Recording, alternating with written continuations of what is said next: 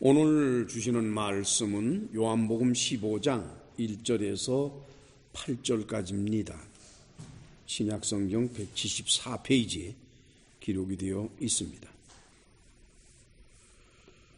자, 이제 1절부터 8절까지 저와 함께 한 절씩 나누어 읽도록 하십니다. 내가 참 포도나무요 내 아버지는 그 농부라. 물은 내게 있어 과실을 맺지 아니하는 가지는 아버지께서 이를 제해버리시고 무릇 과실을 맺는 가지는 더 과실을 맺게 하려 하여 이를 깨끗게 하시느니라. 너희는 내가 일러준 말로 이미 깨끗하였으니 내 안에 거하라. 나도 너희 안에 거하리라. 가지가 포도나무에 붙어있지 아니하면 절로 과실을 맺을 수 없음 같이 너희도 내 안에 있지 아니하면 그러하리라. 나는 포도나무요 너희는 가지니 저가 내 안에 내가 저 안에 있으면 이 사람은 과실을 많이 맺나니 나를 떠나서는 너희가 아무것도 할 수 없음이라. 사람이 내 안에 거하지 아니하면 가지처럼 밖에 버리고 말라지나니 사람들이 이것을 모아다가 불에 던져 사르느니라. 너희가 내 안에 거하고 내 말이 너희 안에 거하면 무엇이든지 원하는 대로 구하라. 그리하면 이루리라. 너희가 과실을 많이 맺으면 내 아버지께서 영광을 받으시는 것이요 너희가 내 제자가 되리라. 아멘. 우리 기독교 교회에서 인정하고 읽고 있는 성경 중에서 신약 성경은 27개의 책으로 구성이 되어 있습니다. 그 27개의 책은 저자를 알 수 있는 책도 있지만 어떤 것은 누가 썼는지, 언제 썼는지 알지 못하는 것도 적지가 않습니다. 그 중에 하나가 히브리서라 하는 책입니다. 히브리서에 관해서는 어떤 학자들은 아마도 사도 바울이 기록하지 않았을까라고 추측하는 사람들이 있고, 또 그런가 하면은 어떤 이들은 뚱딴지같이 아굴라와 브리스길라가 썼을 것이다 이렇게 생각하는 사람도 있어요. 학자들이 어떤 이론을 전개하고 논리를 펼쳐나가는 것은 다 자유예요. 나와 생각이 다른 사람이 있다 해서 뭐라고 할 것도 아니고, 그 사람은 그 사람들의 자기 의견을 주장하는 거고, 또 나는 나대로 나의 의견을 주장하는 거예요. 그것이 학문의 세계예요. 그런데 히브리서를 이렇게 읽어보면은, 물론 우리는 이미 히브리서를 다 강해했지요. 다른 신약 성경에서는 찾기 어려운 게 나타나요. 그게 바로 뭔 거니까? 성전에서 이루어지는 제사 행위에 관한 것입니다. 물론 이제 우리말 번역상에는 제사라 그랬습니다만은 그 번역은 그렇게 지혜로운 번역은 아닙니다. 맹근히 제사라 그러면 우리는 항상 조상 제사를 생각을 해요. 그리고 그 제사는 언제든지 죽은 것을 올려놓습니다. 물론 과일은 싱싱하다 그러지만 끊어냈으니까 역시 죽은 것이에요. 음식은 만들었으니까 죽은 것이고. 그런데 이스라엘의 성전에서 하는 제사 행위는 산 것을 바치는 것입니다. 그래서 희생 제물을 바친다 이렇게 되죠. 그러니까 영어로 말하면 그냥 sacrifice예요. 희생한다. 희생 제물을 바치는 의식인데 그것을 히브리서 기자가 아주 대담하게 기록을 했어요. 짧게 기록을 했는데 굉장히 상징적이면서 분명한 의미를 갖고, 그리고 그 제사 행위가 온전하지 않다는 점에 대해서 아주 논리적으로 증거하는 걸 기록해 놨어요, 여러분. 이스라엘이라는 나라는 우리가 생각하는 거하고 다른 나라입니다, 여러분. 이스라엘에 있어서 예루살렘에 있는 성전에서 희생 제사를 드린다고 하는 것은 너무나도 중요한 일이기 때문에 아무도 그거를 비판해서는 안 되고 아무도 그 문제를 가지고 거론해서는 안 돼요. 그렇기 때문에 구약적인 행위나 또는 신앙생활 여러 가지에 있어서 율법을 포함해서 대단히 비판적으로 말을 했던 사도 바울마저도 예루살렘 성전에서의 희생 제물을 바치는 것에 대해서만큼은 절대로 비평을 안 해요. 그런데 오직 이 히브리서 기자만이 그걸 비판하고 있습니다. 제가 히브리서 강의를 할 때 여러분들한테 잠깐 말씀드렸던 것으로 저는 기억을 하는데, 설교 중에건 어떠한 경우든 간에 목사를 어떤 개별적인 목사, 아무개 목사, 누구 목사, 어느 교회 목사 이름은 인신공격이 되니까 그건 못 쓰고, 목사라고 하는 사람들에 대해서 그들의 마음가짐이나 또는 그들의 행위에 대해서 옳고 그름을 얘기할 수 있는 것은 목사라야만이 됩니다. 장로도 그는 말을 못하고 권사도 그 말을 못해요. 그리고 교인들도 그 말은 못하도록 되어 있어요. 웬거니까 목사가 아니니까. 목사가 아니면서 목사의 일을 비판하는 것은 그거는 남자가 여자의 일을 비판하는 거하고 똑같아요. 그래서 목사만이 목사 전체에 일어나는 일들에 대해서 옳고 그른 면을 비판할 수가 있는 것이올시다. 그나 마찬가지로 제사장의 일을 비판했다 그러면은 그 비판할 수 있는 사람은 제사장 출신이거나 아니면은 제사장 가문의 사람이거나 둘 중에 하나예요. 그렇지 않은 사람은 감히 이스라엘의 제사 행위에 대해서 이렇다 저렇다 말을 절대로 못합니다. 그렇다고 그러면은 히브리서 기자가 아주 대담하게 이 제사 행위 곧 희생 제물을 드리는 행위에 대해서 약점을 지적하고 그것이 온전치 못한다는 것을 과감하게 지적했다.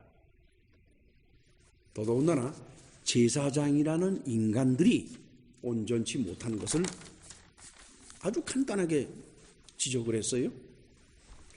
그래서 우리는 그렇게 생각을 해요. 저와 같은 생각을 학자들은 적지가 않습니다. 히브리서 기자는 제사장 출신이거나 아니면은 제사장 가문의 사람일 것이다. 확률이 높다 이거예요. 그럴 확률이. 이에 반해서 아까도 말씀드린 것처럼 사도 바울은 율법 자체를 비판했어요. 율법 자체를. 그러나 예루살렘 성전에서의 제사 행위에 대해서는 언급을 안 했습니다. 더더군다나 구체적이고 신랄한 비평은 바울은 감히 하지 않았어요. 왜 그런 줄 아세요? 사도 바울은 바리새인 출신이거든. 제사장 출신이 아니에요. 그러니까 바리새인 출신이니까 율법을 논하는 것이에요. 바리새인 출신이 감히 제사장 하는 일에 이렇다 저렇다 말할 수는 없어요. 그건 말도 안 되는 얘기입니다. 따라서 히브리서는 사도 바울이 기록했다고 보기는 어려워요. 자들 중에 일부는 아볼로가 아닐까 이렇게 생각을 합니다. 저도 그 의견에 동의하는 사람 가운데 하나인데, 아볼로는 알렉산드리아 출신이라 그래요. 그러니까 알렉산드리아에서 태어났고 거기서 자랐다 이렇게 되어 있습니다. 독일의 그 유명한 종교개혁자 마틴 루터 있죠. 마틴 루터도 아볼로일 것이다라고 생각을 하더라고요. 상당히 반갑더라고요. 같은 생각을 가진 사람을 만나니까 반갑잖아요. 바로 이 히브리서에 아주 놀라운 기록이 하나가 있는데, 물론 그것뿐만 아니라 히브리서에는 아주 깜짝깜짝 놀랄 만한 기록이 여기저기 있습니다. 근데 그 중에 하나 우리가 꼭 짚고 넘어가야 될 것이 바로 창조에 관한 표현이에요. 구약 성경을 비롯해서 신약 성경 전체 66권을 다 통틀어 가지고 창조에 관해서 이렇게 명백하게 이렇게 멋있게 표현한 것은 이것밖에 없어요. 그것이 바로 히브리서 3장 4절의 기록입니다. 우리 찾아가 볼까요? 히브리서 3장 4절. 같이 읽으실까요? 집마다 지은 이가 있으니 만물을 지으신 이는 하나님이시라. 얼마나 멋있어요. 저는 히브리서를 읽으면서 이 말씀이 나올 때마다 참 마음이 즐겁고 재미가 있어요. 아니 어쩌면 그렇게 이렇게 기가 막힌 방법으로 이렇게 비유를 할까? 여러분, 산에 집이 있으면은 그 집이 거저 생겼습니까? 뭐 나무가 막 자라고 무너지고 어쩌고 저쩌고 다 비바람에 물고 1000년 세월이 지나고 2000년 세월이 지났더니 집이 하나 생겼더라. 이건 믿을 사람은 아무도 없어요. 아무도. 그런데 왼수인가 사람 됐다면 믿네. 히브리서 기자는 아주 단순해요. 말하는 게. 아니 세상에 누가 짓지 않은 집이 어디 있냐. 그처럼 이 세상 만물을 누군가 지었지. 이게 어떻게 거저 생기냐. 그러니까 창조가 됐다 이게. 누가 만들었다 이게. 이걸. 참으로 풍자적이면서도 설득력 있는 주장이죠. 만물을 지으신 이는 바로 그분이 하나님이시다. 자, 이에 반해서 진화론은 어떤 것일까요? 진화론을 주장하는 사람들은 아주 그 사람들도 그렇게 복잡하진 않아요. 단순해요. 살아있는 모든 것은 자기에게 닥치는 환경과 여건에 따라서 자기를 변화시키려고 한다는 거예요. 그게 순식간에 되는 일이 아니지만은 그래서 자생적으로 변화를 일으켜가지고 종이 발전적으로 진화가 됐다 이게. 이 종에서 다른 종으로 발전이 되고 또 다른 종으로 업그레이드 되는 거예요. 발전되는 거예요. 저는 제 자신이 엔지니어 출신이기 때문에 과학을 한 사람이에요. 그리고 수학을 한 사람이에요. 논리에 대해서는 그렇게 함부로 하는 사람이 아닙니다. 진화론은 아무리 읽어도 논리가 안 맞아. 그런데 그것보다도 그런 논리적인 문제보다도 이 진화론과 창조론 사이에는 아주 중요한 차이점이 있어요. 굉장히 중요한 차이점이. 진화라고 하는 것은 닥치는 환경이나 여건이나 그런 것 때문에 몸부림치면서 자생적으로 변화해 나가는 거니까 그건 변화하는 목적은 딱 하나예요. 살아남기 위해서 변화하는 거예요. 그렇죠? 살아남기 위해서. 그게 진화예요. 따라서 진화는 닥치는 환경에 따라서 변화를 일으키는 거니까 목적이 없어요. 살아남는 것밖에 목적이 없어요. 그러나 창조라 그러면 그 만든 이가 있을 거 아니에요. 그러면 우주 만물을 만드신 이가 왜 만드셨느냐 이게 그거. 그렇죠? 뭐 장난삼아 만들었어요? 뭐 하나님이 하실 일이 없어서 그랬을까요? 아니에요. 분명히 창조를 하신 분은 무엇을 위해서 또 만들 수밖에 없었는가 하는 목적이 있습니다. 아무도 목적 없이 집을 짓지 않습니다. 하다못해 그 집 지어놓고 그 멋있는 거를 보겠다라는 목적이라도 있어야 돼. 들어가 살진 않더라도. 그렇죠? 따라서 목적 없이 집 짓는 사람은 단 한 사람도 없어요. 그나 마찬가지로 하나님께서 우주 만물을 창조하셨다 그러면은 거기에는 하나님 편의 목적이 있는 것이옵시다. 그런데 그 목적에는 1차적인 목적이 있고 2차적인 목적이 있어요. 1차적인 목적은 성경에서 우리가 발견할 수가 있습니다. 그러나 2차적인 목적은 성경에 기록되어 있지가 않아요. 놀랍게도 오늘의 본문 속에는 하나님께서 세상 만물을 창조하신 1차적인 목적이 담겨져 있습니다. 특별히 왜 하나님께서 인간을 창조하셨는지 하는 것에 대해서 사도 요한이 예수님의 말씀을 근거로 해서 우리로 하여금 깨닫도록 그렇게 기록되어 있는 것이 오늘의 본문이 옳시다. 그것이 바로 5절 말씀인데 우리 5절을 다시 같이 읽으시겠어요? 5절. 나는 포도나무요 너희는 가지니 저가 내 안에 내가 저 안에 있으면 이 사람은 과실을 많이 맺나니 나를 떠나서는 너희가 아무것도 할 수 없음이라. 예수님이 그러시는 거예요. 당신은 포도나무래요. 그러면서 너희는 그렇대. 여기서는 지금 이 너희라고 하는 대상은 누군가니? 제자들입니다. 그 당시 예수께서는 제자들을 보고 말씀하시는 거예요. 제자들. 그러나 이것이 이제 확대해서 말한다면은 계속해서 생겨날 그리스도인들을 말하겠죠. 그들은 가지다 이거예요. 이것이 창조의 일차적인 목적이다. 어떻게 해서 그렇게 될 수가 있을까?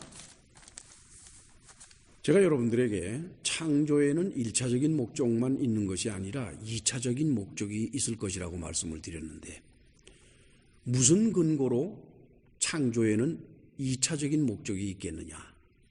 아주 간단해요. 지구와 우주가 종말이 온다는 거예요.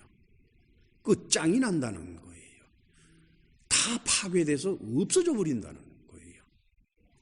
만약에 하나님께서 창조하신 모든 것들이 영원히 있다, 종말이 없이 영원히 있다 그러면은 창조에 대한 2차적인 목적은 있을 수가 없습니다.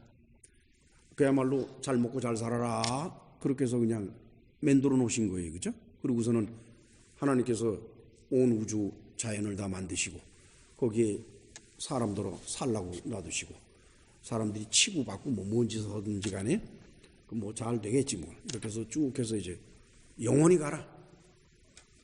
뭐 터지더라도 싸우더라도 살아남은 놈들이 있을 것 아니냐. 또 그놈들이 또 막 자고 뭐 또 늘어날 게고 또 와장창하면 또 다시 가서 또 늘어날 게고 가라. 그러면은 2차적인 목적은 없어요. 오직 세상을 만드셔서 그 안에서 생명을 유지하고 살아가는 모든 것들을 위해서 만드신 것이기 때문에 그 목적은 딱 하나예요. 잘 살아라, 번성하라, 그겁니다. 그런데 종말이 온다 그러니까 문제가 달라지는 거예요. 그렇죠? 창세기에 종말이 온다는 말이 있습니까? 없잖아요. 하나님이 창조하실 때 보시기에 좋았다라 그랬죠? 창조하시고 나서 내가 저거 없애버릴 거야, 그런 말이 기록이 되어 있습니까? 없어요. 구약성경 전체를 다 해도 종말의 개념은 없어요. 그런데 느닷없이 신약성경으로 넘어오니까 종말이 나타나네요. 누가 종말에 관해서 말을 했습니까? 예수님이 말씀하셨어요. 아무도 말을 안 했어요. 예수님만 말씀을 하셨어요. 종말이 올 거라고. 만약에 창조 그 자체가 목적이었다면 종말은 절대로 오지 않습니다. 그러나 하나님께서 이 종말을 가져와서 이 세상 그리고 우주를 다 없애버리겠다고 하시는 것은 그 다음에 무슨 일이 있다는 겁니다. 종말 이후에 하시고자 하시는 일이 있다는 거예요. 그것이 바로 2차적인 목적이 됩니다.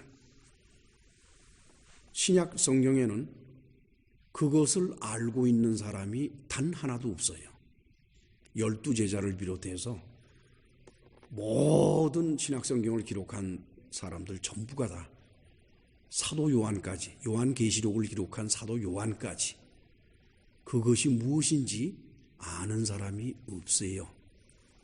다만 우리가 추측할 수 있는 것은 고린도후서 11장에 기록된 것에 따르면은 사도 바울이 그런 얘기를 해요. 자기가 삼층천에 끌려갔는데 자기가 몸 안에 있었는지 몸 밖에 있었는지 모르지만은 갔다 왔다.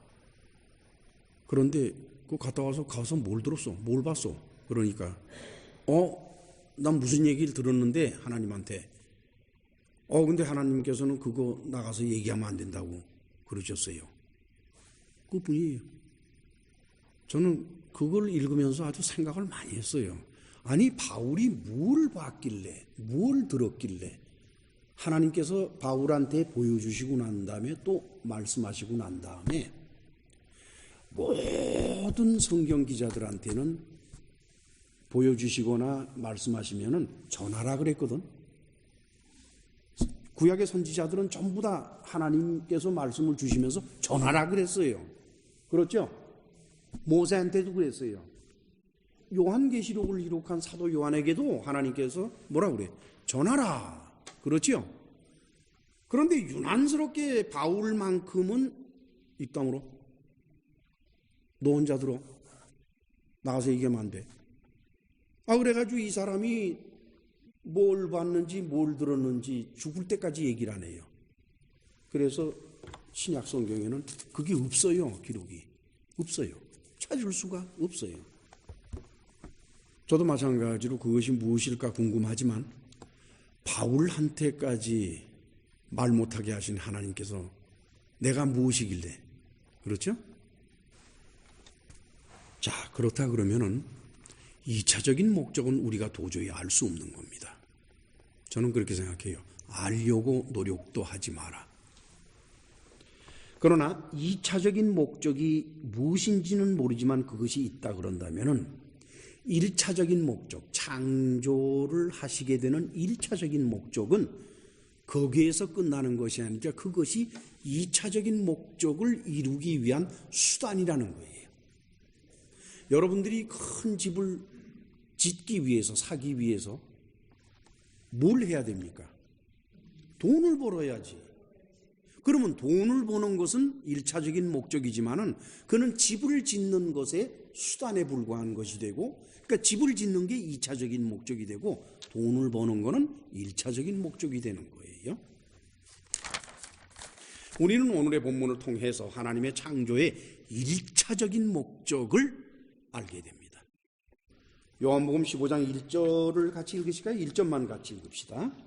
내가 참 포도나무요 내 아버지는 그 농부라.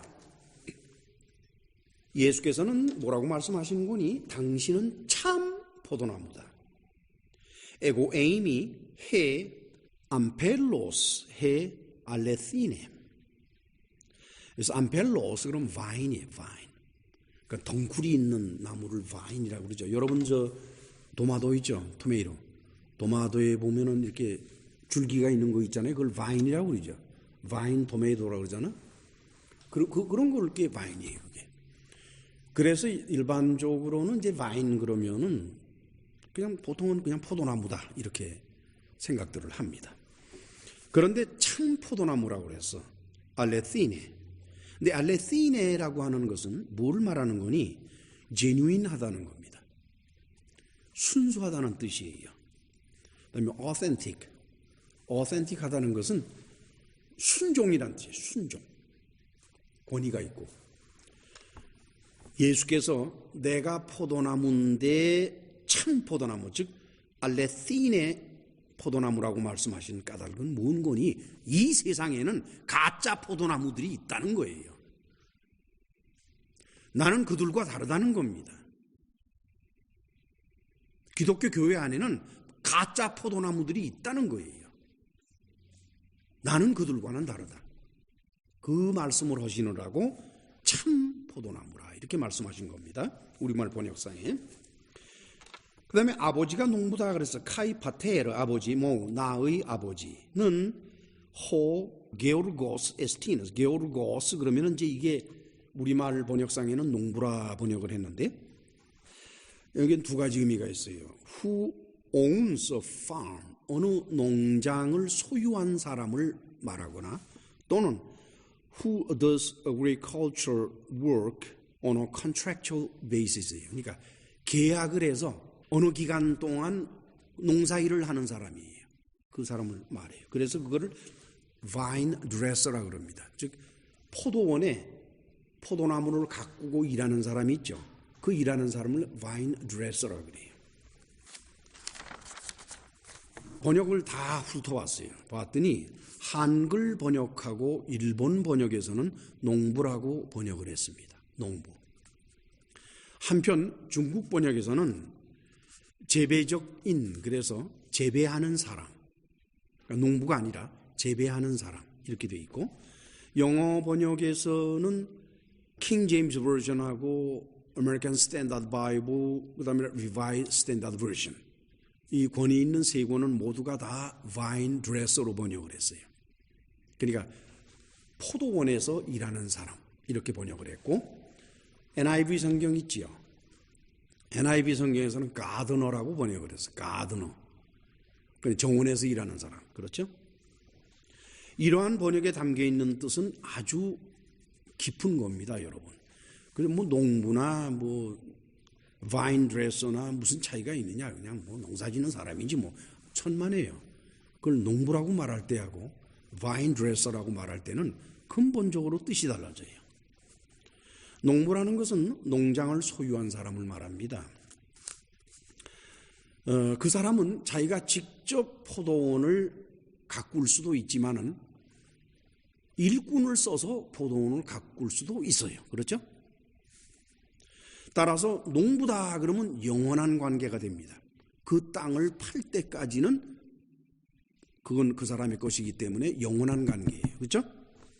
근데 바인 드레서나 그러니까 포도원을 가꾸는 사람이라거나 또는 테넌트 파머, 어떤 농장을 빌려서 농사를 짓는 사람들은 농장을 소유한 사람은 아니에요. 다만 뭐예요? 일정 기간 동안 바인 드레싱을 하는 거예요. 포도원을 가꾸는 거예요. 그렇죠? 그래서 이거는 한시적인 관계를 의미하는 거예요. 저는 이 말씀을 연구하다가 너무너무 깜짝 놀랐어요. 예수님이 이렇게 섬세하게 말씀을 하시나? 예수님은 당신 자신이 암펠로스 알레시네이기 때문에 순종 포도나무인데, 따라서 이 순종 포도나무는 영원한 거예요. 예수님 자신이 포도나무라는 사실은 영원한 거라고. 그건 시 따라 때 따라 변할 수가 없는 거예요. 그러나 아버지가 게오르고스 하는 거는, 여기서 아버지는 농부라고 그랬잖아요. 그렇죠? 아버지가 그 포도나무를 가꾸고 하는 것은 영원한 것이 아니라 한시적이라는 거예요. 즉 아버지 하나님은 아들 하나님에게 포도나무가 되고 그 가지가 다 만들어져서 온전한 나무가 될 때까지만 드레싱을 하는 거예요. 그 포도나무를 가꾸어 주는 거예요. 아시겠습니까? 즉 한시적이다 이게. 예수께서 포도나무이신 것은 영원한 것이지만 아버지가 예수님을 포도나무로 완성시키시는 것은 한정된 기간 동안에 일어나는 것이다. 깜짝 놀랐어요, 여러분. 그 시간이 언제일까? 창조로부터 종말에 이를 때까지만 아버지께서는 아들에게 온전한 포도나무가 되도록 도우시는 겁니다. 그렇죠? 그리고 나서는 그 포도나무는 가지를 다 갖춘 채 그 포도나무는 영원한 거예요. 왜? 참 포도나무이기 때문에. 그래서 저는 아버지는 농부라는 번역을 바꿔야 될 것으로 봅니다.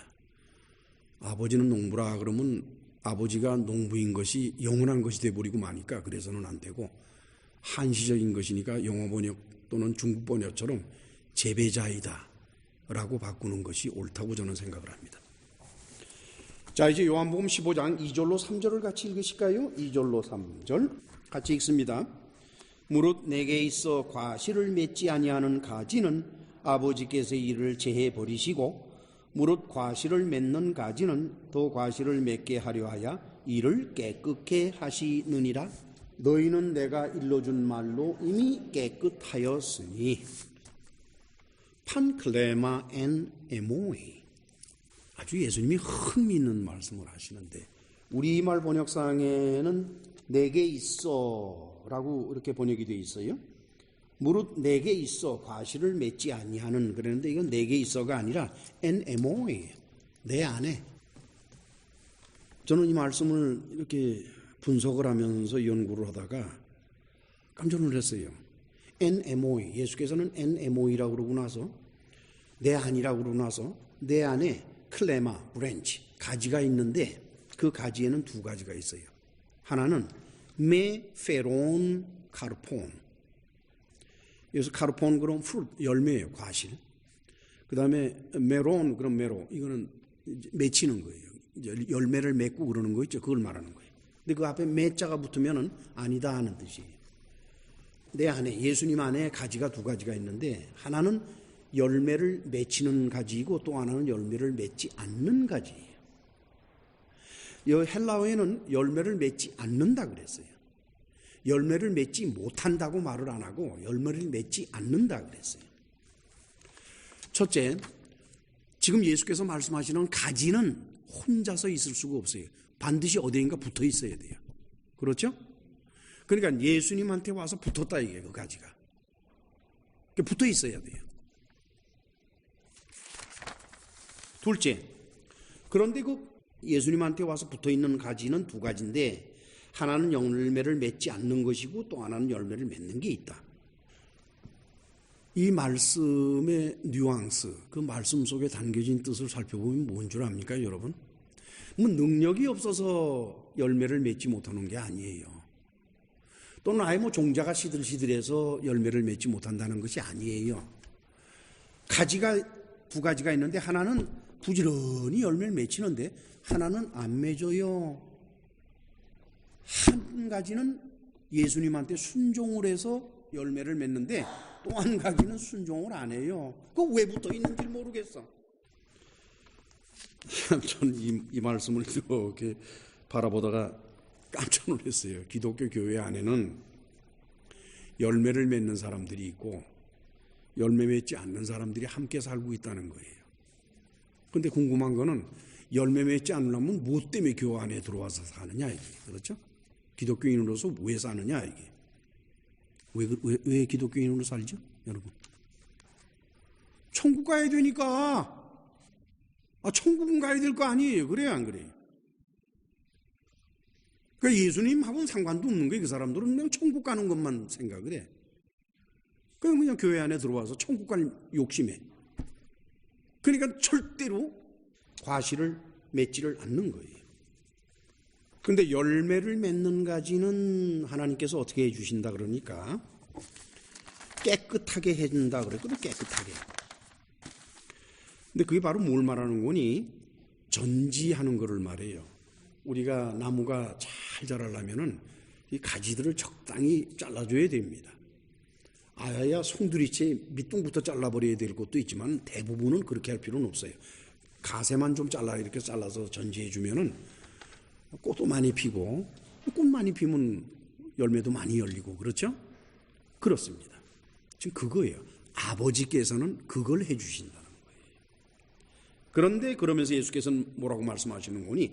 너희는 내가 일러준 말을 들었기 때문에 이미 깨끗해진 거다. 그 얘기 그렇죠? 이미 깨끗해졌다. 지금 이 말씀을 예수님께서 이 말씀을 하실 때 거기 앉아 있는 사람들은 누군가니? 예수님이 제자들인데 그 사람들은 유대인들이에요. 로마 사람이 거기 앉아 있는 게 아니에요. 유대인들이 거기 앉아 있어요. 그 얘기는 뭔 거니까? 유대인들은 오랜 세월 동안 조상 대대로 율법이라는 것과 계명이라는 것과 장로의 유전 속에 살아왔습니다. 그렇죠? 그러니까 이미 귀가 더러워질 대로 더러워진 거예요. 그런 상태에서는 열매가 제대로 맺히질 못합니다. 그래서 방법은 어떻게 해야 되는 건 그걸 씻어내야만 돼. 깨끗이. 씻어내는 방법은 몽둥이 가지고 두들겨 패서 씻어내는 것이 아니라 예수님이 하신 말씀을 들음으로써 그게 씻어지는 거예요. 그래서 예수께서는 너희는 내가 일러준 말로 이미 깨끗해졌어. 뭐 걱정할 거 없어. 즉 하나님 아버지께서 깨끗하게 해주시는 사람은 이미 예수 그리스도의 말씀을 아는 사람만이 가능합니다. 성경 공부도 안 하고 그리고 맨날 기도만 하고 앉았고 그런 사람이 무슨 수로 깨끗이 되겠어요? 뭘 알고나 기도를 하든지 말든지 할 일이지. 선앙당에 가서 기도하는 거나 절간 가서 기도하는 거나 교회 가서 기도하는 거나 똑같아. 주여가 부처님으로 바뀐 거지. 그잖아요. 그리고 저 선앙당에 가서는 뭐 천지신명이요. 그것만 믿겠지 똑같아 보면. 왜 그래요? 모르니까. 성경을 모르니까. 성경을 모르는 사람은 하나님 아버지도 어떻게 못하시는 거예요. 그렇죠? 그 얘기입니다. 자, 이제 4절로 6절을 같이 읽으실까요? 4절로 6절 같이 읽읍시다. 내 안에 거하라. 나도 너희 안에 거하리라. 가지가 포도나무에 붙어 있지 아니하면 절로 과실을 맺을 수 없음 같이 너희도 내 안에 있지 아니하면 그러하리라. 나는 포도나무요 너희는 가지니 저가 내 안에 내가 저 안에 있으면 이 사람은 과실을 많이 맺나니 나를 떠나서는 너희가 아무것도 할 수 없습니다.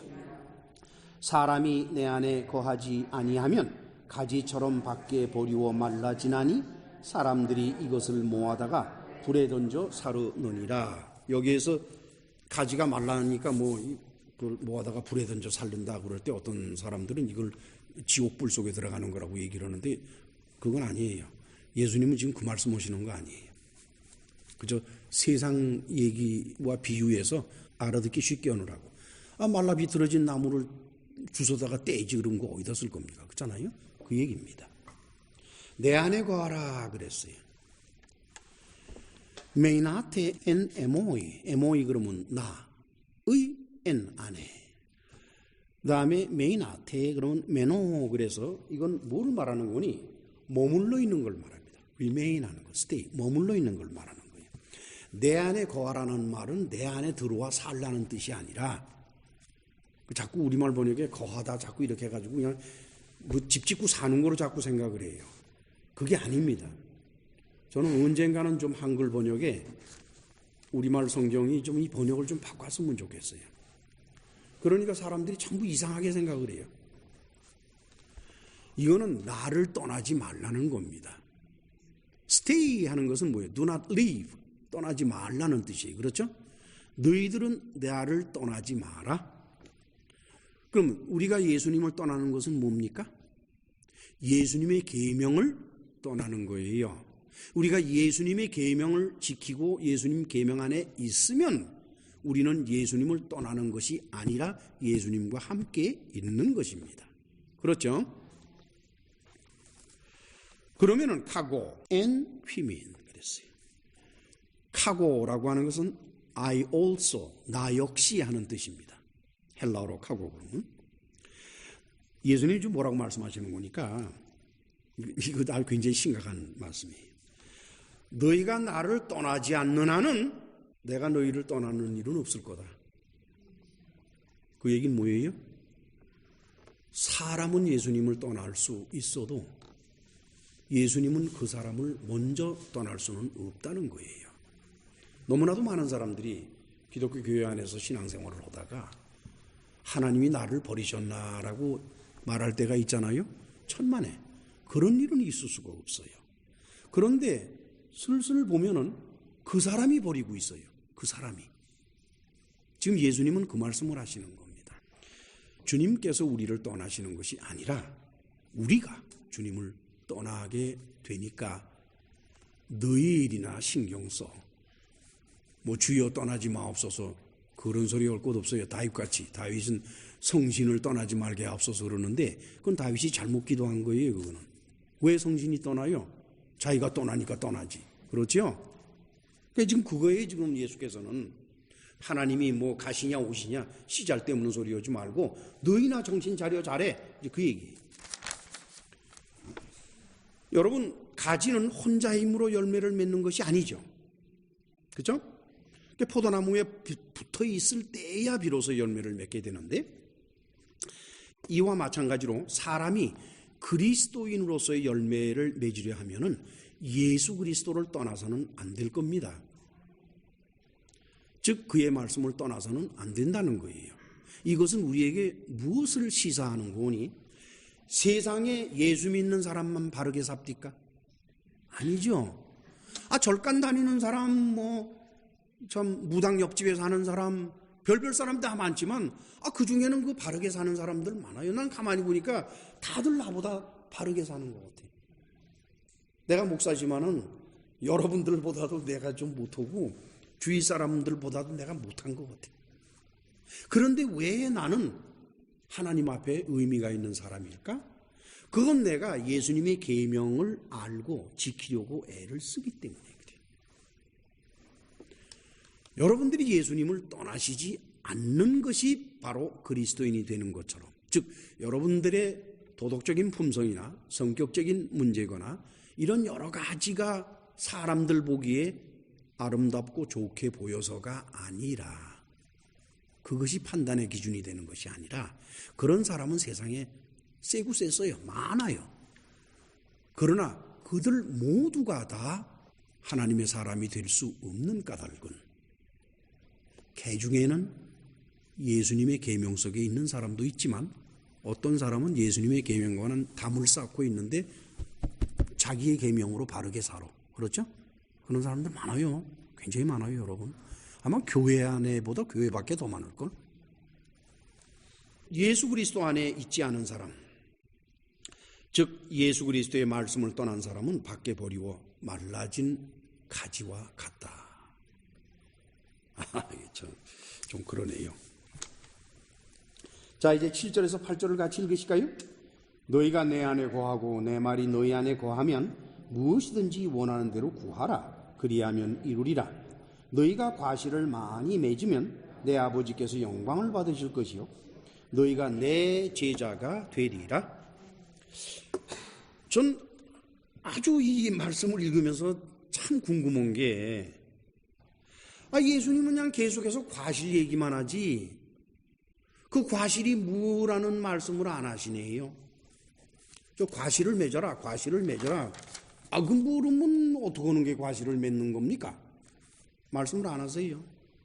다만 과실을 많이 맺으면 아버지 하나님께서 영광을 받을 것이고, 그러면은 예수 그리스도의 제자가 될 것이다. 그랬어요. 이러한 주님의 말씀은 예수 그리스도 안에서 믿음으로 살아야 하는 그리스도인들에게는 아주 중요한 말씀이라고 저는 생각을 합니다. 저는 이제 목사로서 교인들과 대화도 나누고, 어떤 데는 이제 격렬한 논쟁도 벌이고 그러고 살아왔지만, 의외로 예수께서 말씀하시는 이 과실에 대해서 궁금한 사람들이 적지 않아요. 성령의 열매를 맺어야 됩니다. 그게 뭡니까? 성령의 열매를 알고 싶어 해요. 성령 충만 받으라. 그러니까 그게 뭐예요? 어떻게 하면은 성령 충만을 받고 어떻게 되는 게 성령 충만한 상태입니까? 바울은 그랬거든요. 그걸 술 취하는 거로 대비했어요. 야야, 술 취하지 말고 성령 충만 받으라는 거예요. 그러니까 술 안 취하면 성령 충만 받는 거예요. 뭐 이렇게 복잡하게 생각할 거 없으니까. 어떤 사람은 그래요. 지금 예수께서 말씀하시는 과실은 전도다. 그러니까 전도를 많이 해야 된다. 이렇게 말씀하는 분들이 적지 않아요? 그런가 하면은 성령의 열매, 즉 갈라디아서 5장 22절로 23절 사이에 나타나죠. 그 성령의 열매와 같은 품성과 인격, 그게 바로 예수께서 지금 여기서 말씀하시는 과실이다. 또 이렇게 주장하는 분들도 있어요. 왜 교인들이 이 과실에 대해서 관심이 많을까요? 여러분, 포도나무에 가지가 이렇게 있는데 가지 끝에 포도송이가 그냥 주렁주렁 달려있죠, 그죠? 참 보기 좋아요. 만약에 그 포도나무가 말을 할 수 있다 그러면 저는 포도한테 가서 묻고 싶어요. 포도가 과실이잖아, 그죠? 당신들 왜 이렇게 바글바글 모여서 이 가지에 매달려 있어? 저쪽 가지는 더 튼튼해 보이는데 거기가 매달리지 않고 왜 여기와 매달리고 있나? 그럼 그 포도 알들이 뭐라고 대답할 것 같아요, 여러분? 그 포도가 말을 한다고 가정을 하고. 그것도 일리가 있는 얘기예요. 근데 전 그럴 것 같아요. 그럼 가지한테 물어야지. 내가 뭘 알아. 난 그냥 여기 태어날 때부터 매달려 있구먼. 그래서 그냥 매달려 있는 거야. 누가 따갈 때까지. 그렇죠? 그 과일이 자기가 왜 거기 걸려 있는지를 생각을 절대로 안 합니다. 그냥 걸려 있는 거예요. 한편 가지한테 가서 물었어요. 가지야, 너 왜 네 끝에다가 저렇게 그냥 송이 해가지고 그 힘들게 왜 이렇게 거기 매달고 있냐? 가지는 뭐라 그럴 거예요? 글쎄 모르겠어. 시간이 지나다 보니까 저런 게 자꾸 생겨가지고 남 힘들게 만드네. 아 참네. 그럴 거예요. 그렇죠? 그래서 나무한테 가서 물어봤어요. 나무한테. 나무야, 그 왜 그렇게 가지는 많이 이렇게 뻗트려 놓고선 끝에마다 그렇게 그냥 포도송이를 주렁주렁 매달아 놓냐? 그럼 나무가 뭐라고 대답을 할까요? 간단해요. 오늘 성경 말씀의 정신은 뭔 줄 압니까? 그건 네가 상관할 바 아니야. 나무가 가지를 어떻게 치건 포도송이를 어떻게 열매를 맺건 네가 상관할 바가 아니라는 거예요. 그리스도인들 또는 기독교인들 뭐 좋습니다. 교인들에게 맺혀지는 과실은 교인들이 만드는 게 아닙니다, 여러분.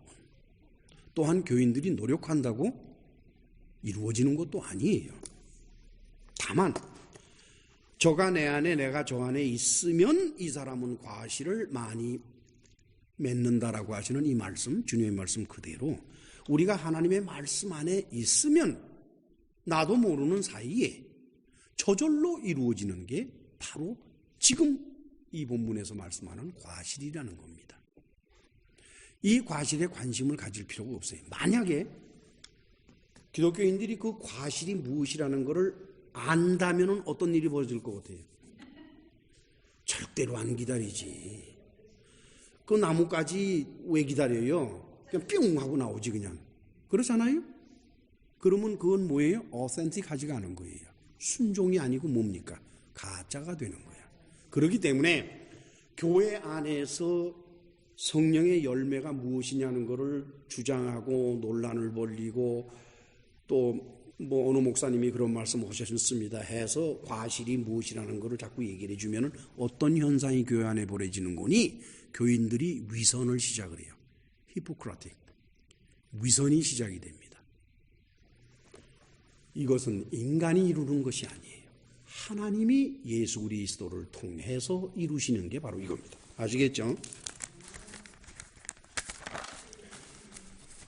따라서 그 과실이 무엇인지 우리는 알 필요도 없어요. 또 알아서도 안 되고.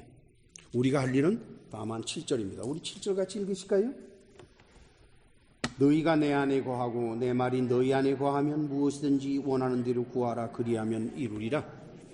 우리가 예수님 안에 있는 거고 예수님을 떠나지 않고 곧 예수님의 계명을 떠나지 않는 것이 옳시다. 이제 말씀을 내칩시다. 포도나무 가지가 얼마가 되든지 간에 과실은 포도뿐입니다. 이 가지에는 사과가 나고 저 가지에는 배가 나고 또 다른 가지에는 포도가 나더라. 그랬으면 좋겠죠. 욕심들도 많더라고. 교인들 가만히 보면 욕심들 많어. 뭐 부자도 되고 뭐 천국도 가고 참 욕심들 많더라고. 이것은 가지가 상관할 문제가 아닙니다. 그 가지에 포도 송이가 열리건 그건 가지가 상관할 문제가 아니에요. 가지는 포도나무에 붙어 있기만 하면 됩니다. 만약에 떨어져 나간다 그러면 배짱 말라가지고서 뗄감밖에 되지 않으니까 그렇죠? 쓸모없게 되는 거죠. 하나님께서는 이 모든 것을 창조하신 1차적인 목적을 바로 이 포도나무를 가지와 함께 만드시는 것으로서 오늘 사도 요한은 암시하고 있어요. 하나님께서 왜 이 세상 만물을 창조하셨겠느냐? 바로 이 포도나무와 가지를 만들기 위해서라는 거예요. 오직 포도라는 과실만 맺혀 있는 가지들, 그런 가지들만이 붙어 있는 포도나무. 거기에는 과일이 맺히지 않는 가지는 하나도 없어요. 왜냐? 이미 다 잘라버렸으니까 하나님께서. 또는 포도나무에 포도라는 과실만 맺는 가지들을 골라서 자라게 했던가. 그렇죠? 이것을 사도 바울은 에베소 2장 20절로 22절 사이에 다음과 같이 이렇게 표현하고 있습니다. 우리 다 같이 에베소서 2장 20절로 22절을 찾아갈까요? 같이 읽으실까요? 너희는 사도들과 선지자들의 터 위에 세우심을 입은 자라. 그리스도 예수께서 친히 모퉁이 떨이 되셨느니라. 그의 안에서 건물마다 서로 연결하여 주 안에서 성전이 되어가고 너희도 성령 안에서 하나님의 거하실 처소가 되기 위하여 예수 안에서 함께 지어져 가느니라. 시작은 미약했을 겁니다. 포도나무 하나에 댕구만이 12개의 가지만 나왔어요. 그렇죠? 그것이 예수께서 떠나실 때 일이에요. 그러나 세월이 지나면서 가지는 늘어나고, 그렇죠? 그러면서 사도 바울이 말한 것처럼 지어져 가느니라. 이것이 다 지어지면은 하나님은 1차적인 목적을 완성하셨기 때문에 이 세상과 우주를 없애버리시는 거예요. 그런데 놀라운 사실은 인간은 처음부터 창조될 때부터 이 하나님의 계획을 따르지를 않았어요. 하나님께서는 최초의 인간이면서 모든 인류의 조상인 아담에게 선악을 알게 한 나무의 실과를 먹지 못하도록 하셨습니다. 선이라고 번역한 히브리어는 토브, 악이라고 번역한 히브리어는 라.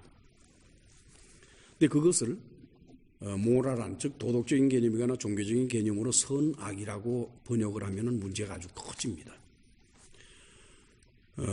영어 번역도 good and evil, 그래서 종교적인 의미에서의 선악이라고 번역이 되어 있고, 우리말 번역에서도 선과 악으로 번역을 했는데 유대인의 번역은 그렇게 안 했어요. good and bad로 번역을 했어요. evil이 아니에요. 즉 유대인들은 그것을 종교적이나 또는 도덕적으로 번역을 안 했습니다. 그것은 선은 뭐냐? good for me, 내게 좋은 것. 악은 뭐냐? bad for me, 내게 나쁜 것. 그렇죠?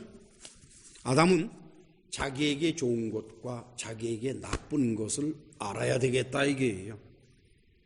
그거 하나님한테 맡겨놨다가 무슨 꼴 당하려고 안 한다 이게, 그죠? 그건 알아야겠다 이거. 그러니까 항상 따먹은 거예요. 그냥 저것만 먹으면은 내가 하나님같이 돼. 나에게 뭐가 좋고 나에게 뭐가 나쁜지 내가 알아. 먹어야지. 미쳤냐? 내가 하나님을 쳐다보고 맨날 목마르게 기다리고 주여 하고 내가 미쳤냐? 아담이 그렇게 생각을 했어요. 이것은 마치 가지가 포도나무의 뜻과는 관계없이 스스로 자기 자신이 원하는 과실을 맺으려 하는 것과 똑같습니다. 여러분, 그게 가능합니까? 불가능하지. 이런 가지는 절대로 포도나무의 과실인 포도를 맺을 수는 없습니다. 결국은 열매를 맺지 못하기 때문에 가지에서 떨어져 나가버리고 말게 돼요. 포도나무에 붙어있는 가지들 중에도 이처럼 나무의 뜻에 순종하지 않는 것이 있다면 전 참 놀랐어요. 예수께서 지금 말씀을 하시되 뭐라 그러시는 거니까 내 안에 내 안에 있는데 거기에는 과실을 맺는 가지가 있고 과실을 맺지 않는 가지가 있다. 이게 여기서의 내라고 말씀을 하실 때는 당신 자신 순수한 그것보다도 의미가 뭐예요? 교회라고 하는, 즉 교회는 예수 그리스도의 몸이기 때문에 내 안에 그러면 뭐예요? 교회 안에는 과실을 맺는 가지가 있고 과실을 맺지 않는 가지가 있다. 이게. 교회 안에마저 그렇다 그러면 교회 밖은 오죽하겠어요. 그렇잖아요. 물론 교회는 지금 제가 건물의 교회를 말씀하는 게 아닙니다. 기독교인으로서 그 사람이 교회를 다니건 안 다니건 자기 스스로가 기독교인이라고 생각하는 모든 사람을 다 교회라고 본다 그러면은 그 안에는 과실을 하나님의 뜻대로 맺는 가지도 있지만은 과실을 전혀 맺지 않는 가지들도 있다. 그 과실이 무엇인지는 모르지만, 그러니 교회 밖에는 오죽하겠느냐. 하나님께서 이 온 우주와 세상 만물을 창조하신 1차적인 목적은 아들이신 예수 그리스도를 포도나무로 해서 거기에 포도만을 과실로 맺는 가지들을 붙여서 온전한 포도나무가 되도록 하시는 것이 바로 하나님 아버지의 1차적인 목적이다. 하나님의 아들은 스스로 그 포도나무가 되기 위해서 저 높은 하늘에 계셔서는 안 돼요. 거기서 내가 포도나무다 그러면 우리가 뭐, 그, 어딘데 가요? 그렇잖아요? 그러니까 이리 오셔야지. 우리가 가지로서 붙으려면 요 오셔야지, 그렇잖아요. 그래서 이 땅에 사람으로 오셨고 나무 십자가에 못 박혀 죽으시고 부활하셨습니다. 이렇게 해서 사람이 포도나무의 가지가 될 수 있는 길을 일단 열어놓으셨어요. 그렇죠? 그리고 나서 하나님 아버지께서는 당신의 뜻대로 선택하신 자들을 부르시는 겁니다. 그래가지고 가지가 되도록 하시는 거예요. 왜 하나님께서 이 포도나무를 만드시는지에 대해서는 성경은 침묵하고 있습니다. 즉 다시 말하면 창조의 2차적인 목적은 성경은 침묵하고 있습니다. 어쩌면 아까도 말씀드린 것처럼 삼층천에 다녀온 사도 바울, 그 사람은 알 것 같아요. 그러나 뭐 함구령을 내렸으니 그 사람 말하지 않는 거 뭐 그 사람 들었다고 우리가 무슨 상관이 있어요? 아무 상관도 없지. 그래서 이것은 창조의 제2차적인 목적일 것이다, 이렇게 추측을 하는 것입니다. 오늘 말씀에서 우리가 소중하게 생각해야 될 것은 예수께서는 이런 말씀을 하시면서 이 말씀을 맺혔어요. 그게 뭡니까? 포도나무 가지들은 당신의 제자라는 거예요. 우리가 그리스도인이라고 하는 것은 뭡니까? 예수님의 계명을 떠나지 않고 그 안에 살면서 열심히 배우고, 그렇죠?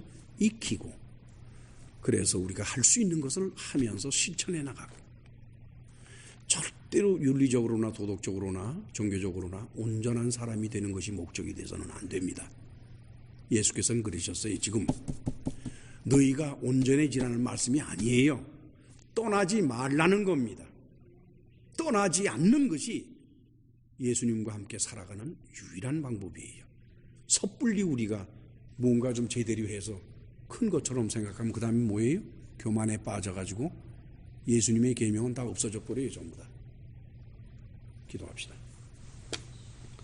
전능하시고 자비로우신 하나님 아버지, 감사합니다. 우리 같은 것들을 부르셔서 예수님의 가지가 될 수 있도록 해주시고, 또한 포도를 과실로 맺는 그런 일을 할 수 있도록 해주신 은혜를 참으로 감사합니다.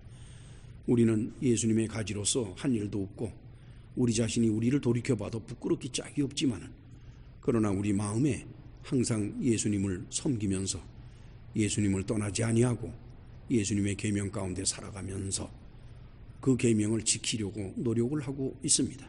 우리의 부족함을 아시는 주님께서 언젠가 우리를 온전히 붙드셔서 우리로 하여금 예수 그리스도와 온전히 하나가 되는 놀라운 역사를 이루실 줄로 믿습니다.